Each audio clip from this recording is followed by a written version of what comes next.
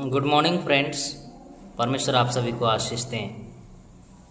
आज फिर से हम प्रभु के वचन से कुछ बातों को सीखेंगे। आज हम सीखेंगे कि परमेश्वर के बेटा बेटी कौन हो सकता है, उसके पुत्र पुत्रियां कौन बन सकते हैं, उसके भाई बहन कौन हो सकते हैं, या फिर उसके मित्र कौन हो सकता है। इस बात के विषय पर हम आज चर्चा करेंगे। हम देखते हैं मत्ती की किताब उसका 12 अध्याय 50 वचन में देखते हैं इस विषय के ऊपर, क्योंकि जो कोई मेरे स्वर्गीय पिता की इच्छा पर चले वही मेरा भाई बहन और मेरी माता है। मेरे प्रिय, हमें और आपको इस वचन से समझना है और सीखना है कि कौन प्रभु यीशु मसीह के भाई बहन हो सकता है, कौन उसके रिश्तेदार सगे संबंधी हो सकते हैं।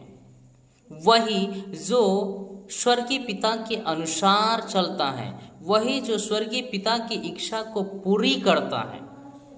मेरे प्रिय, क्या आज हम और आप भी प्रभु यीशु मसीह के भाई और बहन बनना चाहते हैं? क्या हम भी उसके मित्र बनना चाहते हैं? क्या हम भी उसके सगे संबंधी होना चाहते हैं? अगर होना चाहते हैं तो यहाँ लिखा है, एक मित्र बनने के लिए, प्रभु यीशु मसीह का बेटा बनने के लिए, उसका बेटी बनने के लिए हमें और आपको स्वर्गीय पिता का इच्छा को अनुसार चलना जरूरी है। उसकी इच्छा क्या है?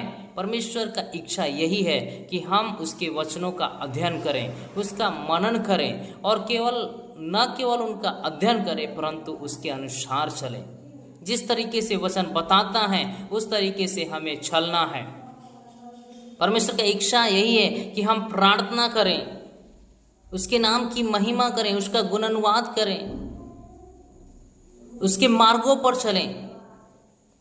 मेरे प्रिय, प्रयास करें हम और आप अपने जीवन में कि हम प्रभु की इच्छा को पूरा कर सकें। बाइबल पढ़ने के द्वारा, प्रार्थना करने के द्वारा, उसके मार्गों पर चलने के द्वारा, सच्चाई पर चलने के द्वारा, ईमानदारी पर चलने के द्वारा परमेश्वर यही चाहता है कि हम एक सिधाई और खराई का जीवन बिताएं।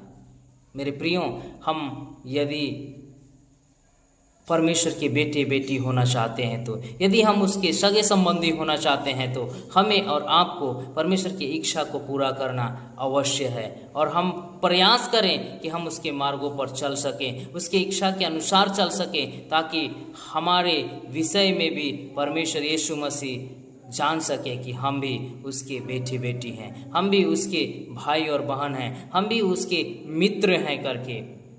इस बात